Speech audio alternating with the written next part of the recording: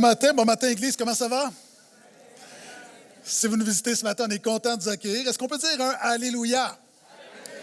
On souhaite également la bienvenue à ceux qui vont visionner la prédication en ligne, particulièrement à notre Église d'Abitibi. Et ce matin, nous continuons la série qui se nomme Pasteur, j'ai une question, 4e message d'une série de 5. Donc, on a reçu plusieurs questions. Premier message sur les fondements du christianisme. Pourquoi est-ce que la Bible est fiable et pourquoi est-ce que la personne et l'œuvre de Jésus est authentique? Premier message.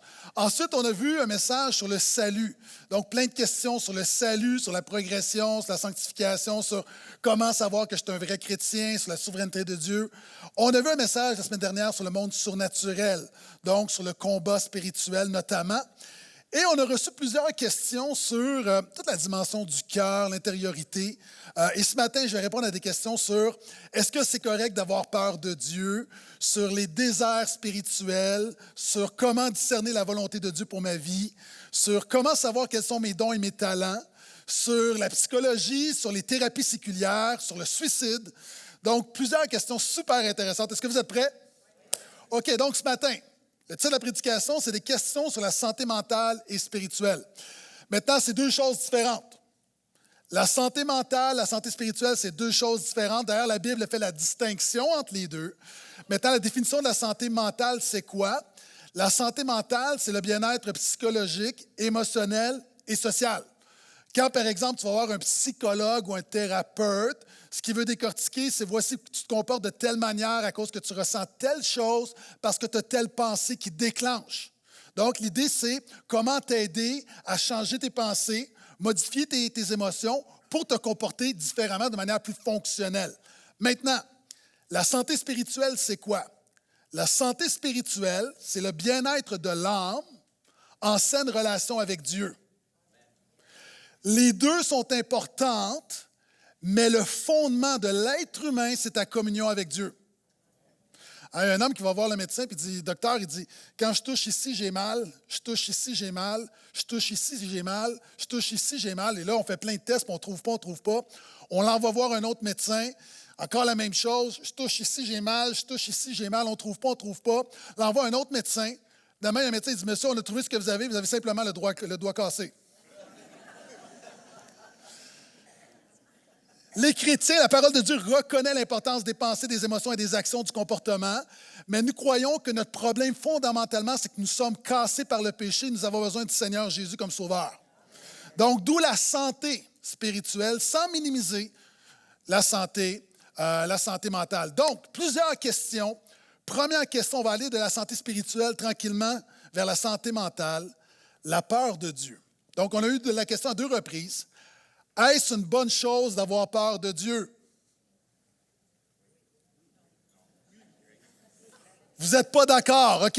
Qui pense que c'est une bonne chose d'avoir peur de Dieu? Qui pense que ce n'est pas une bonne chose d'avoir peur de Dieu? Qui en a aucune idée? La question a été posée autrement. Est-ce que d'avoir peur de Dieu est une vieille mentalité, une mauvaise façon de voir Dieu? OK, maintenant, la Bible parle beaucoup de la crainte de l'Éternel. Maintenant, pour comprendre et pour commencer avec la santé mentale et spirituelle, c'est important d'avoir une bonne perspective de Dieu. Tu es d'accord? Et la Bible parle beaucoup de la crainte de l'Éternel. Maintenant, c'est quoi? La crainte de l'Éternel, ce n'est pas la peur de Dieu. Il y a des gens, tu es ici ce matin, tu m'écoutes en ligne, tu as peur de Dieu. Tu vois Dieu un peu comme moi, je vois la police sur l'autoroute quand je roule à 125 km/h.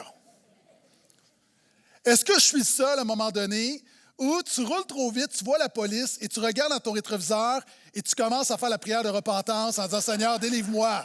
Est-ce que je suis seul? » Tous les policières ici, soyez bénis, mais on a peur de vous. OK?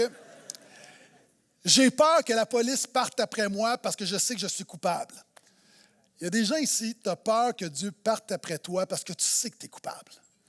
Maintenant, le problème, c'est que tu n'as pas pris Jésus comme sauveur pour te réconcilier avec le Père. La Bible dit que l'amour parfait bannit la crainte. Pourquoi? Donc la peur. Parce que la peur de Dieu implique un châtiment. Si tu as peur de Dieu, c'est que tu n'as pas compris ou tu n'as pas reçu la bonne nouvelle de la grâce de Jésus qui a porté le châtiment de tous tes péchés, passés, présents et futurs à la croix. Donc, lorsque je pêche, je ne regarde pas dans le rétroviseur de mon âme, ayant peur que Dieu parte après moi, parce que je sais que Jésus a déjà absorbé le châtiment de mon péché. Et tous ceux qui sont pardonnés disent Alléluia. Donc, ce n'est pas la peur de Dieu. Maintenant, de l'autre côté, il y a des gens ici, tu es insouciant envers Dieu. Tu n'as pas la crainte de l'Éternel, c'est-à-dire l'autre extrême, il y a des gens ici, tu es indifférent à ce que Dieu pense de ta vie. Il y a des gens, tu vis comme si Dieu n'existait pas. Vous savez, moi, je cours beaucoup et une des choses qui me fatigue, comme on dit en hébreu, c'est des gens qui ont des chiens. Attendez, là, du monde comme, moi, je m'en vais d'ici, c'est pas une bonne église, ça, ils parlent contre les chiens. Nous savons tous que les chats sont supérieurs, mais c'est un autre sujet, OK? Puis il y a des gens, des fois, je cours, puis les maîtres ne retiennent pas leur chien. Puis là, le chien vient vers toi, puis là, tu es comme toujours... puis là, souvent, non, il n'est pas méchant. Oui, mais moi, je ne le connais pas, ton chien. Ah, puis il y a des gens comme, on apprend à nos enfants, quand tu vois des chiens, ne cours pas vers tous les chiens. Hein, c'est important d'avoir une certaine prudence. Maintenant, je n'ai pas peur de Dieu, mais je ne suis pas insouciant devant Dieu parce que Dieu est glorieux et dangereux. Hein, c'est comme un lion, c'est majestueux, mais je ne vais pas lui tirer la queue. Dieu est majestueux, je n'ai pas peur de lui, mais j'ai la crainte de l'Éternel, c'est-à-dire je ne suis pas dans l'insouciance, je suis dans la révérence. Et c'est ça la crainte de l'Éternel, c'est la révérence devant la grandeur de Dieu. Vous savez, lorsqu'on voit les chutes Niagara, qu'est-ce qu'on... Wow! C'est splendide, c'est magnifique. Je suis estomaqué devant la beauté des chutes Niagara, mais je les respecte trop pour me lancer dans les chutes. Vous savez, le chrétien est estomaqué devant la beauté de la gloire de Dieu. Est-ce que je peux entendre amen? Mais on craint trop Dieu pour tester Dieu, se moquer de Dieu, de vivre comme s'il n'existait pas.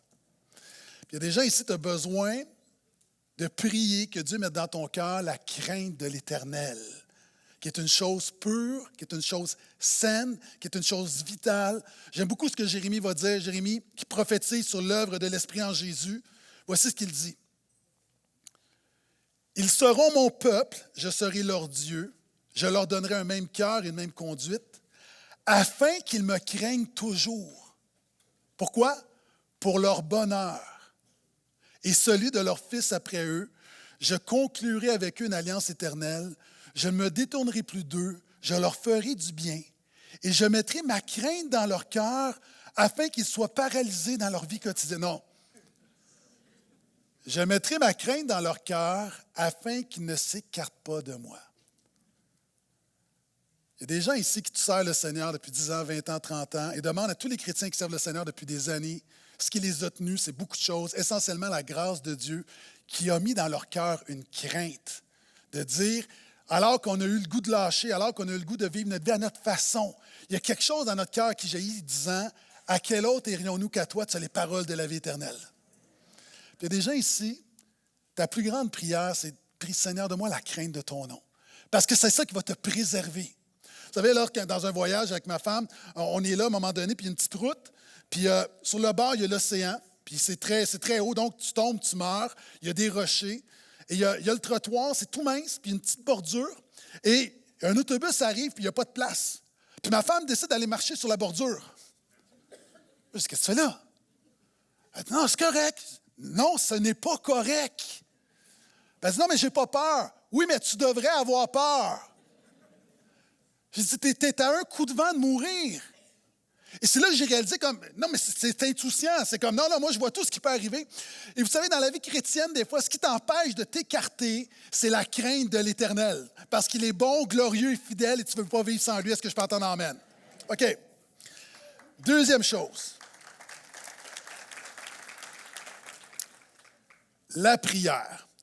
Pourquoi les vrais chrétiens, est-ce qu'il y a des vrais chrétiens ici, ont de la difficulté à prier? Bon, je sais que vous avez tous de la facilité à prier, mais pour la personne, il y a une personne dans l'Église qui a de la difficulté à prier. Lève-toi. Qui a posé la question? Non, je suis pasteur, j'ai de la difficulté à prier. Tu as de la difficulté à prier? Qu'est-ce qui les freine tant à prier? Et pourtant, la prière est la source de la santé spirituelle. Mais Jésus va dire pourquoi c'est difficile la prière. Dans le jardin de Gethsémani, il demande aux disciples de prier. Jésus va dire, Veillez, priez afin de ne pas entrer en tentation. L'esprit est bien disposé, mais la chair est faible. La prière, c'est l'affaire la plus spirituelle au monde. Et nous, souvent, on est l'affaire la plus charnelle au monde. Ma chair ne veut pas prier. Pourquoi? Parce que ma chair n'aime pas les efforts. Ma chair n'aime pas les difficultés. Ma chair aime les facicultés. C'est un mot qu'on apprend au portail, les facicultés. C'est difficile parce que la prière, c'est une déclaration de dépendance. Vous savez, est-ce que je suis seul, moi, dans le trafic? Hier, je devais aller sur la rive sud, puis je devais passer dans le pont du ténèbre et de la mort. Le pont Hippolyte-Lafontaine. Je vire fou. Tu sais, à 1 heure à rien faire, j'aimerais mieux tourner en rond pendant 2 heures que de rester 1 heure à rien faire. Est-ce que je suis seul? Parce que notre chair veut faire quelque chose. Le problème, c'est que la prière, ça te dit que toi, tu ne peux rien faire et que tu dois laisser Dieu faire. Arrêtez, sachez que je suis Dieu. Donc, le problème, pourquoi la prière elle est difficile? Parce que notre chair est dans la performance. Et aussi, c'est qu'on parle à un Dieu. Puis je vais t'apprendre quelque chose, là. Pourquoi c'est difficile la prière? Parce qu'on parle à un Dieu qu'on ne voit pas. Dieu est invisible. Puis moi, je n'ai pas toujours de la facilité à parler à quelqu'un que je ne vois pas. Et le problème dans la prière, c'est que quand tu pries, tu ne sais pas que Dieu t'entend. Tu espères que Dieu t'entend. Tu crois que Dieu t'entend. Hébreu dit que sans la foi, il est impossible de lui plaire. Celui qui croit en Dieu doit croire qu'il existe et qu'il récompense celui qui le cherche. Le problème avec la prière, c'est que ce n'est pas comme Amazon. Dieu ne t'envoie pas une confirmation qu'il a reçu ta commande. Moi, j'aimerais ça. T'sais, Dieu t'envoie, j'ai reçu ta requête, ta bénédiction, elle est en route. Alléluia. Je ne sais pas s'il a reçu ma commande, je ne sais pas s'il l'a traité, puis je ne sais pas s'il va l'envoyer. Là, il y a du monde qui dit, pasteur, tu ne nous donnes pas le goût de prier ce matin. OK? Mais juste d'être honnête, si la prière n'est pas toujours facile, que tous les chrétiens ordinaires disent Amen. OK. Maintenant, pourquoi? Pourquoi est-ce que c'est si important?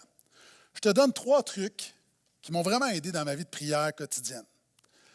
La première chose, réalise qu'un chrétien qui ne prie pas est un chrétien qui n'est pas en bonne santé spirituelle. À la base. À la base. Une des choses que j'ai réalisées, je voyais beaucoup la prière comme un devoir. Et dans les dernières années, Dieu m'a amené à la voir comme une nécessité. Vous savez, quand tu es malade, le médecin te donne des antibiotiques ou peu importe, tu prends des médicaments, la clé, c'est de les prendre à tous les jours. Est-ce que quelqu'un te dit encore un matin, prendre mon médicament? Puis... Non, tu réalises que c'est important pour ta santé. Dieu m'a amené à réaliser que j'avais besoin d'une dose quotidienne de Dieu dans ma vie. J'ai besoin d'une dose... Et j'ai réalisé dans ma vie que si... Les moments de prière, c'est des moments où je permets à Dieu d'agir dans ma vie. Et si je suis plusieurs jours sans prier, tranquillement, mon cœur s'endurcit. Peut-être que je suis seul, peut-être que ce n'est pas ton cas. Donc, la prière, ça m'a amené à voir la prière comme ma dose quotidienne de la présence de Dieu. Deuxième chose, j'aime beaucoup ce que Spurgeon disait. Comme nous respirons sans cesse, nous sommes aussi appelés à prier sans cesse. Tout le monde ici, vous respirez bien présentement? Si tout à coup, on coupait l'oxygène, il y a des gens qui seraient probablement affaiblis, peut-être des gens s'évanouiraient. On ne le fera pas, là. Restez avec nous, OK? Il y aurait une fatigue, il y aurait un sous-développement, il y aurait du stress, il y aurait de l'angoisse. La prière, c'est la même chose. La prière, c'est la respiration du croyant. Lorsque tu nais de nouveau, il y a comme un instinct surnaturel de prier Dieu.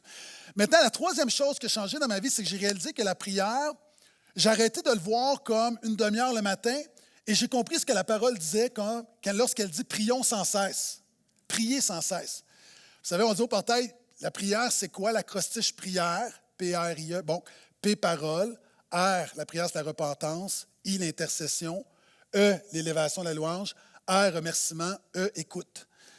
Dans ma vie, le Seigneur m'a amené à intégrer continuellement de la prière. Ça veut dire quoi? Ça veut dire que je me repens plusieurs fois par jour. Peut-être que toi, tu n'as pas besoin. Moi, des fois, je suis dans le trafic puis quelqu'un me coupe, là, je fais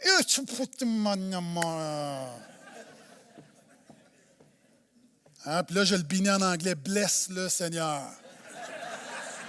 Blesse-le. Blesse-le. Et tous ceux qui applaudissent, repentez-vous. Quelle église charnelle. Ouais, ouais, ouais, ouais, ouais.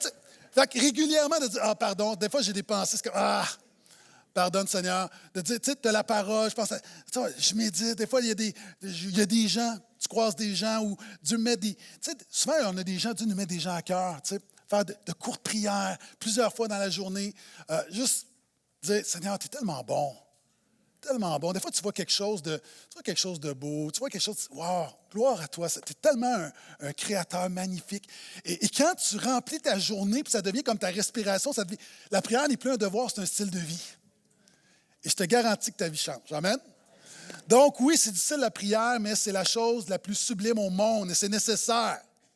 Et finalement, quelqu'un dit, oui, mais lorsqu'on prie, les chrétiens, vous priez, puis lorsque ça arrive, c'est des coïncidences. Puis tu as déjà entendu la citation, William Temple, un puritain, qui a vécu il y a plusieurs centaines d'années, disait, « Quand je prie, les coïncidences arrivent. Et quand je ne prie pas, les coïncidences n'arrivent pas. » Une des choses qui a boosté ma vie de prière, c'est qu'au fur et à mesure que j'ai augmenté mes requêtes, j'ai vu au fur et à mesure Dieu augmenter l'exaucement de mes requêtes. Et tout à coup, quand tu réalises que Dieu entend vraiment les prières et répond vraiment aux prières, pourquoi tu ne prierais pas? Parce que notre Dieu répond à la prière. Amen? OK, troisième question. Pourquoi Dieu nous amène dans des périodes de désert spirituel, de sécheresse? OK. Il y a des gens qui sont ici ce matin, tu vis un désert. C'est quoi un désert? C'est que tu as une épreuve qui te chauffe, qui t'épuise, qui te brûle. Et tu es dans un désert parce qu'à l'intérieur de toi, tu es sec. Tu es sec. Tu es ici ce matin, puis tu veux chanter, tu veux répondre à la parole, mais tu es sec. Tu es sec. Puis tu as l'impression autour de toi, dans un désert, c'est qu'il n'y a rien. Tu as l'impression qu'il n'y a pas de solution. Tu as l'impression qu'il n'y a pas d'issue. Et tu te sens seul. Dans un désert, on est isolé.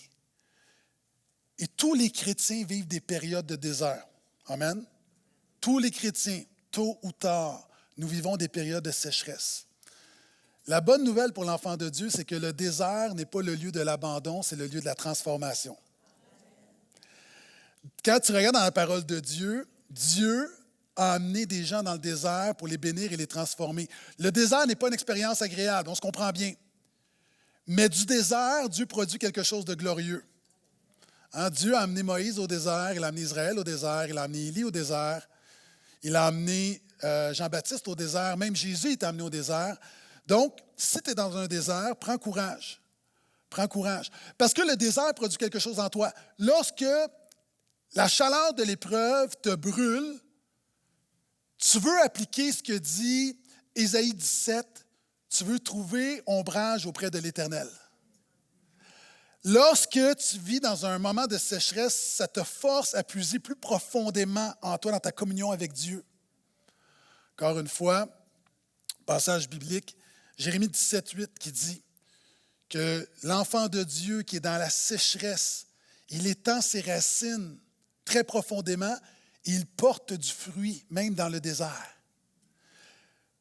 Il y a des gens qui sont ici, Dieu a fait des choses dans ta vie, Dieu t'a transformé et tu peux dire que c'est grâce à un désert. Lorsqu'on est dans le désert, on chiale contre le désert, on ne veut pas le désert. Mais quand tu sors du désert, tu réalises l'œuvre que Dieu a fait dans ta vie dans le désert et tu dis gloire à Dieu. Gloire à Dieu.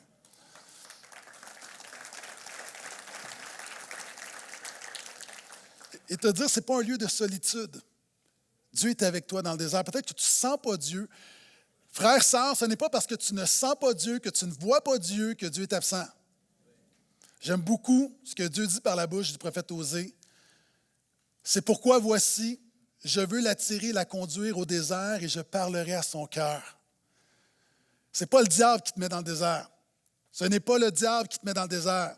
Ce n'est pas le diable qui te met dans le désert. C'est Dieu qui t'attire au désert pour parler à ton cœur pour sa gloire. Donc, encore une fois, persévère, ne te décourage pas, parce que tu ne vas pas mourir dans le désert. Dieu va te faire sortir du désert. Est-ce que je peux entendre amène à ça? Ça, c'est la bonne nouvelle.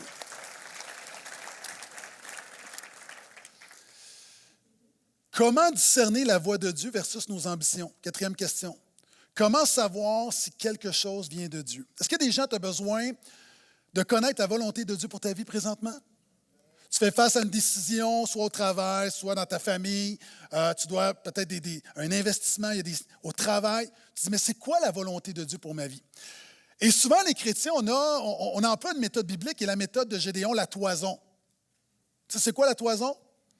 Gédéon, à un moment donné, qui veut connaître la volonté de Dieu, puis il met un tapis de laine devant sa porte, puis il dit, Seigneur, c'est ta volonté, fais en sorte que le tapis soit mouillé, mais que tout le reste du terrain soit sec. Comme ça, c'est un miracle.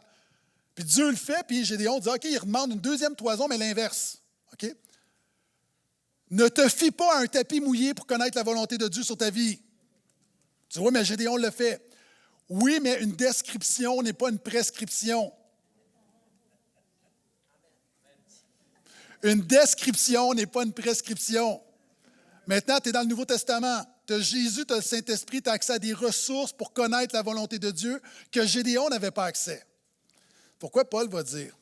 C'est pourquoi ne soyez pas sans intelligence, mais comprenez quelle est la volonté de Dieu. Mettre une toison devant le Seigneur est une manière immature et inefficace de connaître la volonté de Dieu pour ta vie. Puis là, quelqu'un va dire, oui, mais je l'ai déjà fait, Dieu m'a répondu. Ben oui, c'est une démonstration de la grâce de Dieu, pas de la sagesse de ta méthode. Bienvenue à l'Église de Portail. OK.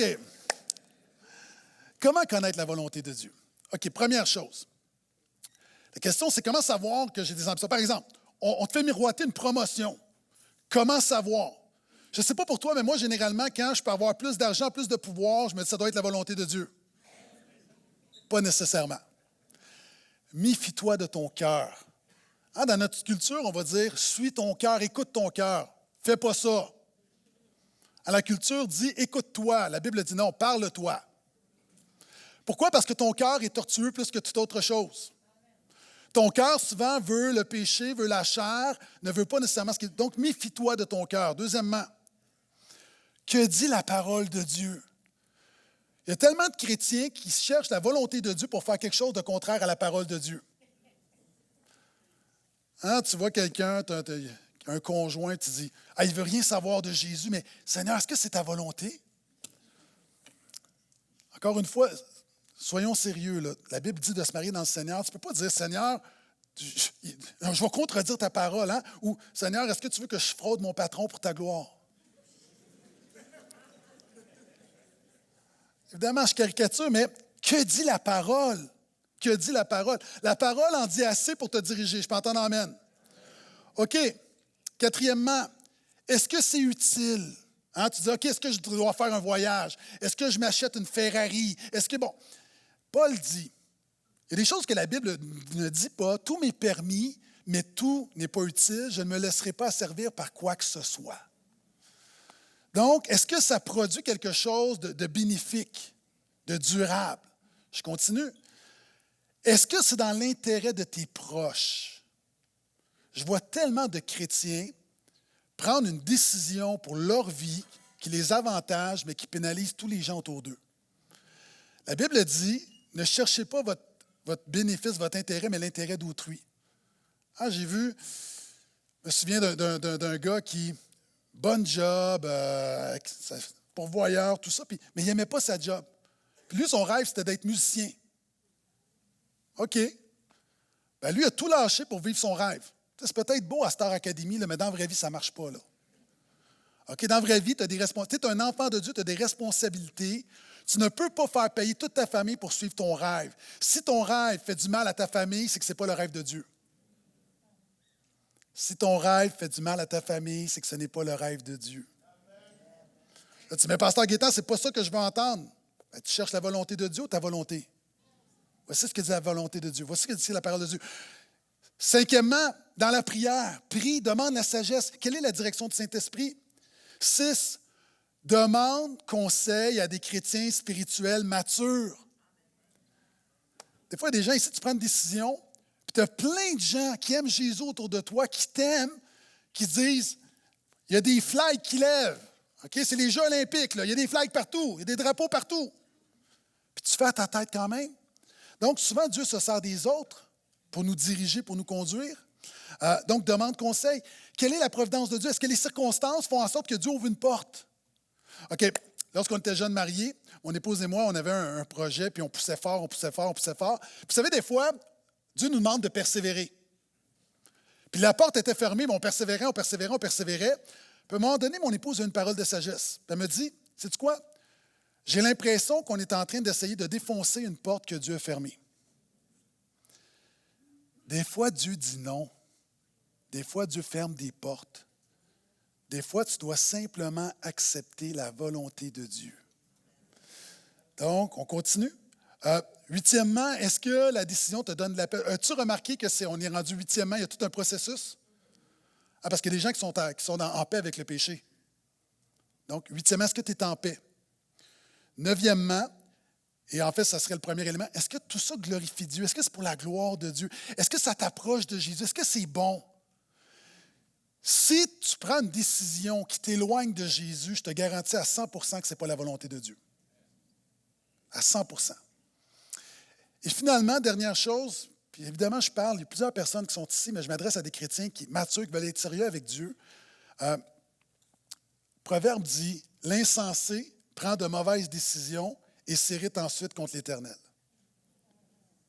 Vous savez, les chrétiens, des fois, on est bon pour spiritualiser nos mauvaises décisions. Donc, si tu as pris de mauvaises décisions, assume-les, viens à Jésus, il va te faire grâce, il va t'aider à réparer, mais ne persévère pas, ne spiritualise pas des erreurs que tu as faites en ne tenant pas compte peut-être de signaux que Dieu t'a envoyés. Donc, on ne répare pas une erreur en commettant une autre.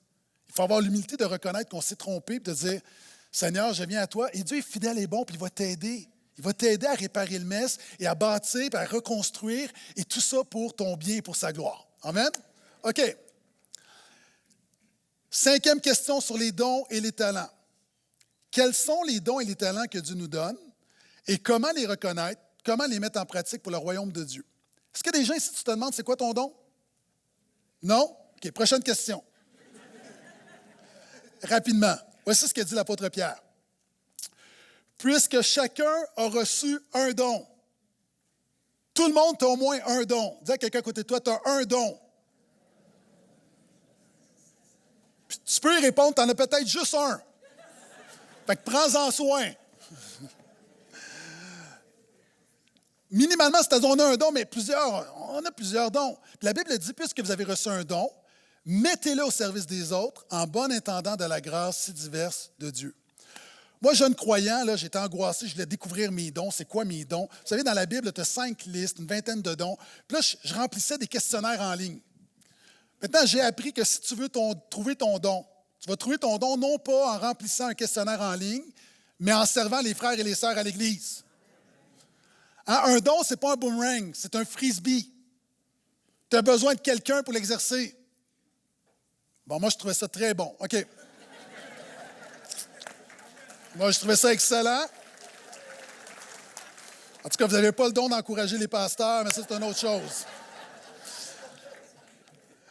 Donc, il y a des gens ici qui ont le don de service. Comment tu reconnais le don de service? Tu vois, généralement, là, ceux qui ramassent les chaises sont toujours en train de servir. Dans les soupers, tu sais, lorsque tu as des soupers de famille, c'est ceux qui se lèvent pour faire la vaisselle. Tu sais, toi qui ne te lèves jamais, là, tu ne l'as pas, ce don-là. Okay? Il y a des gens qui sont toujours en train de servir. Ça peut être la générosité. Il y a des gens qui sont toujours généreux. Vous savez, tous les chrétiens, on est appelés à servir, à être généreux, mais il y en a qui c'est comme une coche en haut. D'autres, c'est la compassion. D'autres, c'est l'exhortation. Il y a des gens ici, tu es un câble à booster. Il y a des frères et des sœurs, là, à la fin de la réunion, tu te promènes, là, tu parles à des gens, puis il y a des gens, tu les écoutes, puis tu es comme encouragé. C'est comme, wow!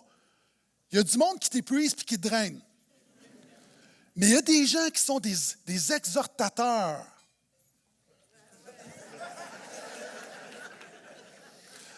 D'autres ont la compassion de supporter. Bon, l'hospitalité, hein, il y a toujours des gens dans ta maison, tu as le don d'hospitalité, de diriger, le leadership, l'enseignement, tout ça. Maintenant, ton don, c'est facile. Un don, c'est un talent naturel qui est reconnu par les autres. Donc, un don, généralement, c'est quelque chose dans lequel tu excelles et que tu aimes faire. OK? Moi, là, j'aime pas ça, jouer de la guitare. C'est pas mon don. OK? J'ai pas d'intérêt, je perds patience, c'est comme non. Donc, c'est clairement quelqu'un qui a un intérêt pour la musique, pour la louange, c'est la première étape. Mais c'est pas tout. C'est un frisbee. Est-ce que les autres reconnaissent ton don? Hein, le frère là-bas dit, « Ah, moi, mon don, c'est la louange. » Mais tu es le seul à le croire. Donc, ce n'est pas ton don. Nous, on le voit avec souvent des jeunes. Moi, je vais être prédicateur. Puis là, tu écoutes le frère, puis tu dis, ouais, OK, c'est le temps d'avoir un don d'exhortation parce que ça ne va pas bien, là. Fait que, en même temps, ça va. Hein? Si quelqu'un dit, moi, j'ai le don d'enseignement, mais tout le monde dort quand tu parles. Donc, il y a toujours une réciprocité. Donc, qu'est-ce que je te dis? Sers, et tu vas voir, Dieu va honorer, puis tu vas voir que tu vas exercer tes dons, puis tes dons servent toujours à bénir les autres. Amen? OK. Sixièmement, question sur le pardon. Pour pardonner une offense envers soi, est-ce que l'offenseur devrait demander pardon? En fait, la question, c'est, est-ce que le pardon est conditionnel à la repentance de l'offenseur? Est-ce qu'il y a des gens qui disent, OK, non, le chrétien doit pardonner, peu importe l'attitude de l'autre? Lève la main. Les autres, quels sont ceux qui disent, non, il faut que tu pardonnes, oui, mais ça dépend de la repentance de l'autre? Lève la main. OK, puis ceux qui n'en ont aucune idée, lève la main. Beaucoup de gens qui n'ont aucune idée. OK. Puis une autre sous-question, donc, je continue. Autrement dit, une personne aurait-elle une raison de justifier bibliquement parlant qu'elle ne pardonne pas une offense parce que l'offenseur n'a pas demandé pardon? C'est ça la question. Puis une autre personne a posé la question, puis je la lis ici, puis je vais y répondre dans quelques instants. À l'instar de Luc 19, 8, 9, l'histoire de Zachée. Pourquoi ne parle-t-on pas de la restitution lorsqu'on parle de repentance? Jésus avait confirmé le salut de Zachée ainsi. Puis là, la personne dit, « J'ai décidé de pardonner, mais l'amertume demeure encore dans mon cœur. Qu'est-ce que le pardon? » Il y a beaucoup de choses là-dedans. Bon, première chose, Colossiens 3, 13. « De même que Christ vous a pardonné, pardonnez vous aussi. » Merci pour un presque murmure. C'est quoi le pardon? Le mot grec pour pardon, c'est laisser faire. C'est lâcher prise. À nous, à la maison, on a eu des rénovations, un beau mur, tout neuf, bien peinturé. Il y a des jeunes qui viennent à la maison, ils quittent, trou dans le mur. J'ai deux choix. Soit que je trouve le jeune, puis je le fais payer. Ou soit que je dis laisse faire, mais si je dis laisse faire, je dois absorber la dette de la réparation. Qu'est-ce que vous pensez que j'ai fait? Le jeune a payé. Non. Non. J'ai laissé faire, j'ai pardonné, mais ça m'a coûté quelque chose. Quand quelqu'un nous blesse, nous offense, il y a un trou dans la relation, pardonner, c'est qu'on laisse faire, on ne fait pas payer la personne, mais on doit absorber son péché. Comme Christ a absorbé le nôtre, de manière différente, mais de la même manière. De manière différente, mais un impact différent. OK. Pardonner, comment savoir si tu as vraiment pardonné? Quelque chose que j'ai déjà enseigné. Premièrement, quand tu as vraiment pardonné, tu arrêtes de nourrir l'offense. Vous savez, quand quelqu'un nous fait du mal, ça revient régulièrement. Hein? Pendant qu'on est assis, pendant qu'on marche. Et pendant que je te prêche, il y a des gens, il y a des choses qui reviennent. Là, tu es là, tu rumines. Ça, c'est la preuve que tu n'as pas pardonné. Tu n'as pas pardonné parce que tu rumines. Deuxième chose qui démontre que tu n'as pas pardonné, c'est quand tu rappelles constamment à l'autre ce qu'il t'a fait. Hein, c'est comme si Pasteur Ralph a accroché ma voiture en 2013, puis à chaque semaine, on sait bien, hein? Tu sais, puis je lui rappelle continuellement. Puis ça, dans les couples, on est bon là-dedans. Hein? Je te pardonne, mais hey boy, pendant 20 ans, tu rappelles la faute, l'erreur, le péché. Quand tu rappelles constamment, c'est que tu n'as pas pardonné. Puis la troisième chose, c'est quand on parle constamment de l'offense aux autres. Hein, des fois, il y a des gens, là, qui disent « Oh, j'ai pardonné, mais à chaque fois que tu les vois, ils te parlent toujours de la même situation. Tu n'as pas pardonné. Donc, la preuve que tu as laissé faire, c'est que tu arrêtes de nourrir, tu arrêtes de rappeler le péché à l'autre, et tu arrêtes, encore une fois, troisième chose que j'ai dit, d'en parler. Merci, j'avais perdu mes notes. OK. Donc, la question ici, c'est, est-ce que le pardon est conditionnel à la repentance de l'autre? Merci. Deux choses, ça dépend de quoi on parle. Si on parle de rancœur et d'amertume, le chrétien doit pardonner. Peu importe. Maintenant, le but du pardon, dans un monde idéal, c'est la réconciliation. Maintenant, est-ce que Dieu pardonne tout le monde sur la terre? Non. Il pardonne qui? Ceux qui se repentent, qui reconnaissent leurs péchés, qui viennent à lui. De la même manière, le pardon veut dire que le chrétien cesse de nourrir la rancœur, mais le pardon, si on parle de réconciliation, la réconciliation, elle est conditionnelle à la repentance de l'offenseur. Ce n'est pas parce que tu pardonnes quelqu'un que c'est obligé de redevenir ton meilleur ami.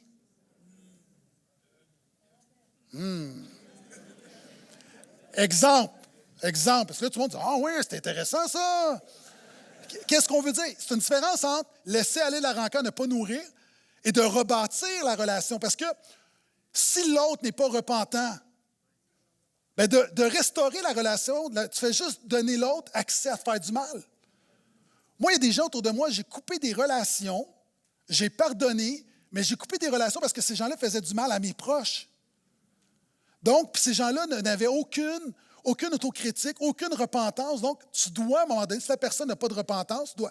Maintenant, si tu es l'offenseur et que tu veux restaurer la relation avec quelqu'un que tu as offensé, oui, le fruit de la repentance, c'est toujours la réparation et la restauration. Ça veut dire quoi? Ça veut dire que, par exemple, si tu dois de l'argent à quelqu'un, tu n'as pas remboursé, tu vas voir la personne et tu dis « Ah, je te demande pardon parce que tu m'as prêté 1 000 $ et je ne t'ai pas remboursé. » La personne peut dire « Je te pardonne », mais si toi, tu veux vraiment restaurer la relation, tu vas rembourser le 1 000 $. Tu vas dire « Ben non, on est chrétien, là, on oublie tout, là. » Quand Zachée dit à Jésus comme « Je restitue le quadruple », c'est dans la loi. Lorsque, par exemple, tu volais un bœuf, tu tuais un bœuf, ben, tu te redonnais 4 fois plus, tu compensais. C'est vrai, on le voit avec des couples, par exemple. S'il y en a un, par exemple, commet l'adultère, bien, la restauration de la relation nécessite que la personne coupe tous les ponts avec l'autre personne, puis regagne la confiance. Si, par exemple, tu as parlé dans le dos de quelqu'un, tu peux aller voir ton frère et ta sœur et dire « Je te demande pardon », mais ce n'est pas tout. Tu dois dire à tous les gens à qui te salis le nom de cette personne-là, devant tous ces gens-là, tu dois aller les voir pour leur dire « Ce que j'ai dit, ce n'était pas vrai. » Donc, le chrétien devrait mettre tous ses efforts, lorsqu'on est l'offenseur, pour restaurer la relation. Si on est l'offensé, on a la responsabilité de pardonner, mais si l'autre n'a pas le fruit de la repentance, on n'est pas obligé de se réconcilier. Et des fois, on a péché contre quelqu'un, on demande pardon à la personne, puis la personne ne veut pas nous pardonner. Ça arrive, ça aussi. La Bible dit « Autant que cela dépende de vous, soyez en paix avec tous les hommes. » Ça ne t'appartient pas. Donc, ça fait du sens pour le pardon? OK. Donc, dans le pardon chrétien, l'abandon de la rancœur est inconditionnel pour l'offensé, mais la réconciliation est conditionnelle à l'attitude de l'offenseur. J'espère que tu as pris ton café. OK. Et on termine avec 2 questions sur la santé mentale. Est-ce que je peux entendre un gloire à Jésus? Le suicide. Comment l'Église voit-elle la question du suicide? Première chose que je veux dire, la compassion est plus importante que la théologie dans ce cas-là. Hein, souvent, on peut avoir de grandes déclarations avec des versets. Il y a des gens ici, c'est une réalité très émotive qui te frappe et je veux le faire avec beaucoup de délicatesse. Puis je vais peut-être libérer des gens de faire des fausses croyances. Puis juste dire, commencer avec la compassion. Okay? Quand on regarde dans la parole de Dieu, on a 6 personnes qui se sont suicidées. On a Abimelech, fils de Gédéon, dans les Juges. On a Saül, premier roi. On a son écuyer. On a Ahitophel, qui était conseiller de David, qui était pour Absalom. On a Zimri, un roi rebelle, et on a Judas.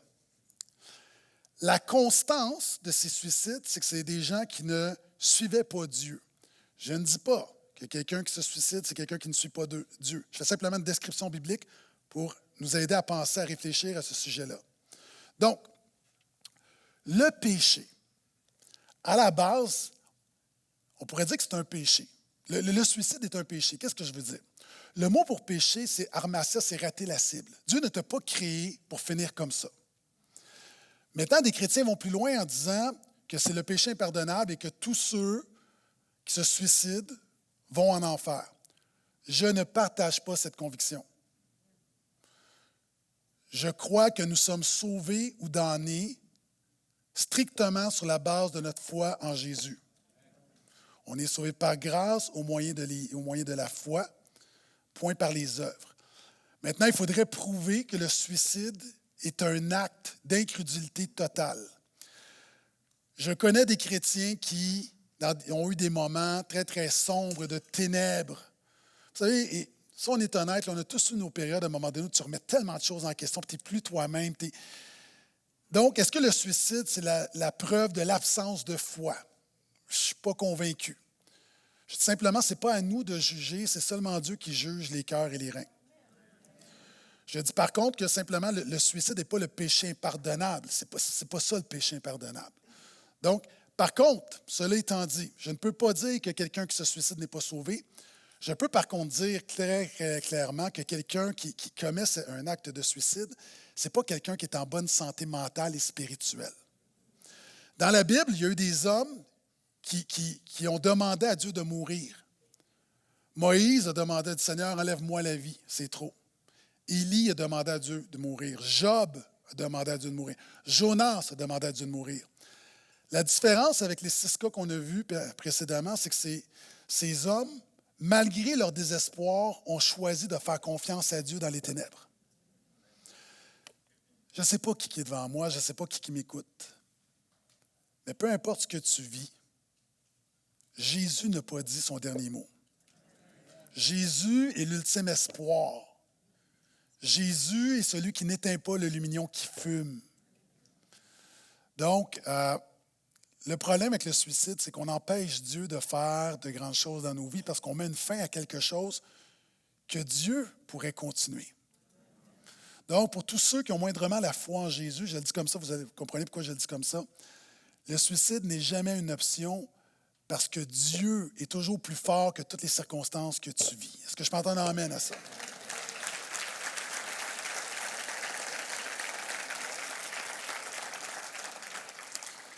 Et dernière question, qui est une question vraiment très importante, sur les thérapies séculières.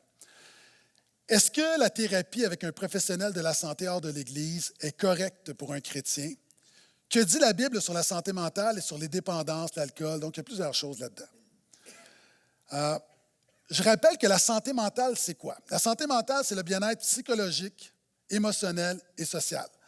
Encore une fois, on a des frères et des sœurs qui sont psychologues ici, qui sont thérapeutes, qui font un super bon travail. Donc, c'est quoi? C'est que souvent, ton conseiller ou ton thérapeute va t'aider dans ces sphères-là. Comme j'ai mentionné, veut voir pourquoi tu as tel comportement qui est problématique, donc qui est rattaché à telle émotion, et cette émotion-là est générée par telle pensée. Donc, l'idée, c'est de défaire les nœuds. Quand on regarde, donc par exemple, quelqu'un qui vit avec l'anxiété, ton psychologue va dire, OK, tu es paralysé, tu vis de l'anxiété sociale, tu es dysfonctionnel, c'est un poids dans ta vie. Donc, pourquoi tu vis cette angoisse? Là, on va aller chercher, c'est quoi le déclencheur? Là, on va travailler tes pensées pour des pensées différentes qui génèrent une émotion différente, qui génèrent un comportement différent. Même chose, problème de couple. On va dire, OK, toujours en chicane. Pourquoi tu es en chicane? Bien, je réagis à cause que je ne me sens pas aimé, je ne me sens pas respecté, c'est l'émotion. OK, c'est quoi la pensée qui amène cette émotion? Puis on travaille de la pensée à l'émotion au comportement. Tout ça est bien. Tout ça est bien. C'est juste que Jésus traite le problème encore plus profondément. Donc, encore une fois, les chrétiens, on n'est pas contre la psychologie, on n'est pas contre la médecine. L'avancement de la psychologie, comme l'avancement de la médecine, ça fait partie de la grâce commune. Ça veut dire quoi? Ça veut dire que Dieu agit dans notre monde. Je peux entendre amène à ça? Et si aujourd'hui on a de meilleurs traitements contre les maladies, c'est la grâce de Dieu dans notre monde. Donc, au niveau de la psychologie, c'est la même chose. Parenthèse, ne pas confondre santé mentale et maladie mentale. Deux choses différentes. Okay, souvent, on confond les choses. Par exemple, il peut nous arriver d'avoir mal au bras. Bien, tu as mal au bras, c'est correct, ça va passer. Mais quelquefois, si tu as le bras cassé, ça ne va pas passer. Des enjeux de santé mentale, c'est une chose. On vit tous certaines déprimes, surtout le lundi matin. On vit tous de l'anxiété. Mais il vient un moment donné pour des gens où il y a quelque chose de cassé. Tu as des troubles anxieux. Pour d'autres, là, c'est une autre dimension. On peut parler de schizophrénie, on peut parler de bipolarité. Là, on parle de maladie mentale.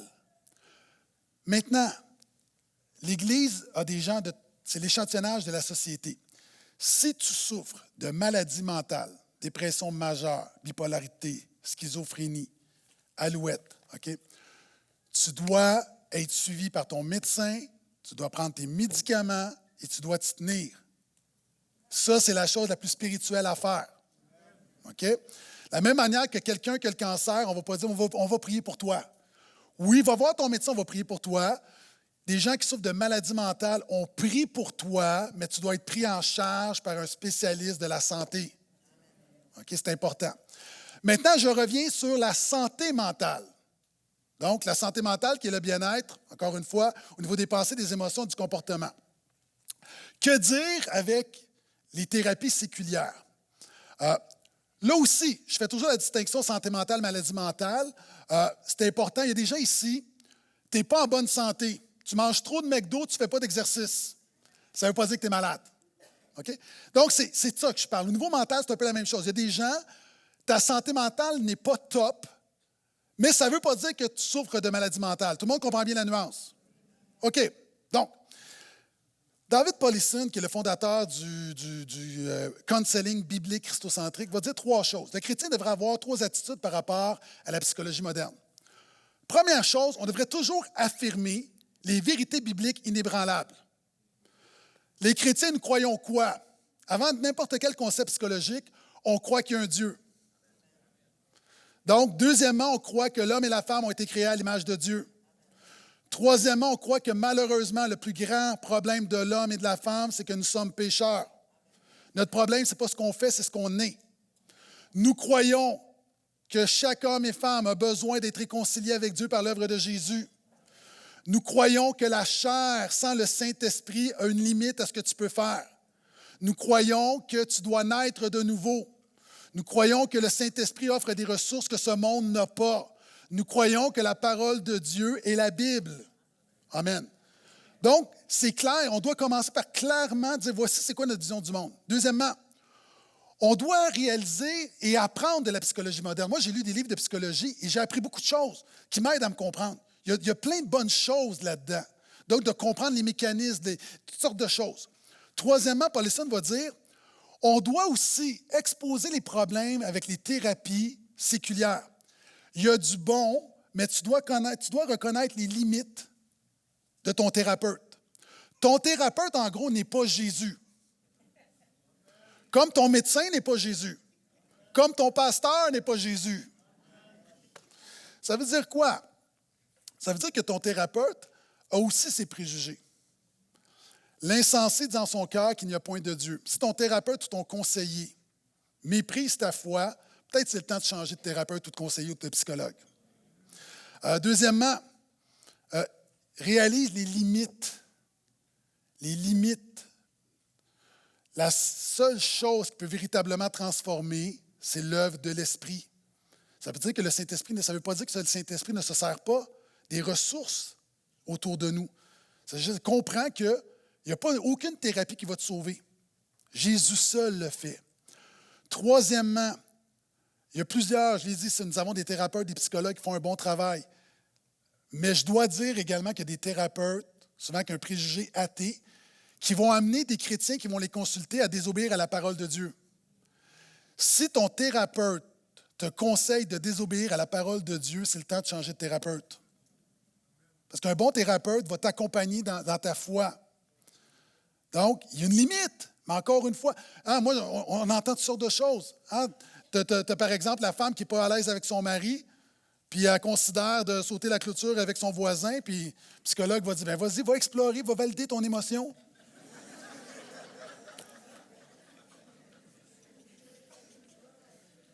Ou des gens qui disent, va pas à l'église, c'est pas bon pour toi. Donc, tu as besoin, tu es responsable. Tu es responsable, donc c'est important. Il y a de l'aide, mais comprends aussi. Puis aussi une vision du monde. Vous savez, souvent les gens posent des questions, est-ce qu'on devrait aller à l'extérieur? Puis c'est pas mal, mais voici un des problèmes souvent. C'est lorsqu'on veut psychologiser le péché. On ne doit pas spiritualiser les enjeux mentaux, Mais on ne doit pas psychologiser le péché. Ça veut dire quoi? Ça veut dire que des gens, des fois, sont très à l'aise, sont plus à l'aise d'aller à l'extérieur parce qu'on va dire « tu es une bonne personne qui a fait des erreurs, qui a besoin d'être améliorée ». Alors que pour beaucoup de personnes, ce que tu as besoin, c'est de repentance et d'obéissance et de transformation du Saint-Esprit. Donc, c'est important juste de comprendre ces enjeux-là. En tant que pasteur, si tu es suivi, peu importe, continue. Mais réalise qu'à ton traitement séculier, tu as besoin d'avoir un fondement qui est Jésus-Christ, qui est le seul fondement inébranlable. Ce n'est pas un ou l'autre.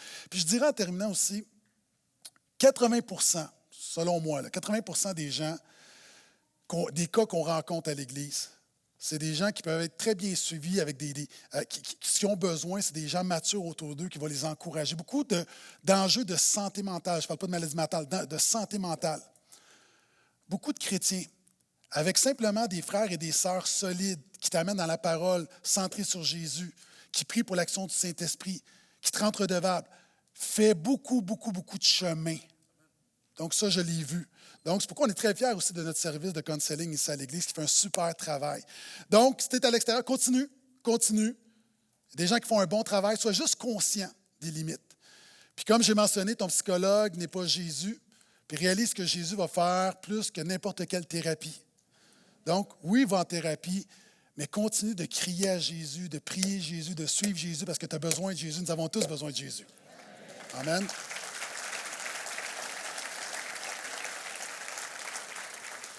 Et alors que les musiciens viennent me rejoindre, et c'est là, quand on dit que la santé spirituelle est le fondement de la santé mentale, c'est que lorsque tu viens à Jésus, il se passe quoi?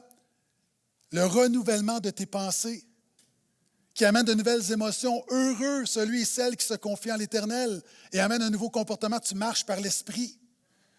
Hein, c'est pourquoi on pense toujours que tout a toujours rapport avec Jésus.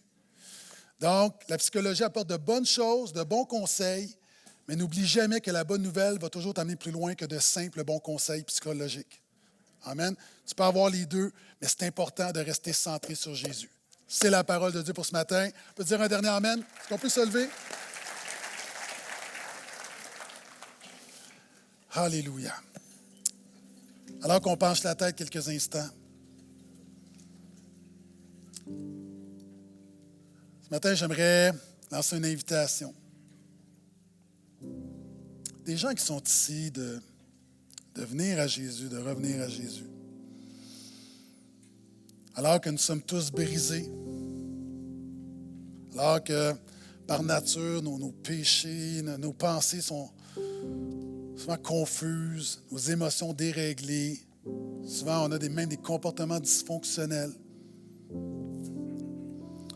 Jésus est venu pour non seulement nous sauver et nous restaurer. Merci pour les ressources de notre monde. Merci pour la santé, merci pour la médecine, merci pour la psychologie, la science. Merci pour tout l'avancement, la technologie. Nous voyons ta grâce commune. Nous voyons la grâce de Dieu dans ce monde que tu as créé, que tu n'as pas abandonné. Maintenant, en tant que créature, on vient devant toi. Tu vas dire, Seigneur, nous avons tous une part de fracture en nous que toi seul peux guérir. Jésus est venu pour guérir les cœurs brisés. Donc, je te prie que chaque personne ici, si quelqu'un n'a pas fait la paix avec toi, qu'il soit réconcilié en mettant sa foi en Jésus, alors que tes bras d'amour sont grands ouverts. Nous venons à toi. Toi, tu sais de quoi nous sommes faits. Toi, tu connais nos peurs, nos doutes. Tu connais nos cœurs, tu sondes nos cœurs et nos reins. Seigneur, tu vois tout ce qui a besoin d'être transformé en nous, tout ce qui a besoin d'être réparé en nous. Nous venons à toi, te disant, fais ton œuvre. Et dirige-nous, et conduis-nous. Alors que tu nous restaures, fais en sorte que nous puissions à notre tour être des outils de restauration dans ce monde, être des ambassadeurs de restauration dans ce monde. Donc, alors que nous louons ton nom, nous allons dans la louange, dans l'adoration. Reçois les sentiments de nos cœurs, reçois les paroles de nos bouches. Prends plaisir dans notre louange alors que nous venons au nom de Jésus. Et continue ton œuvre dans nos cœurs pour la gloire de ton nom. et l'Église d'un grand. Amen.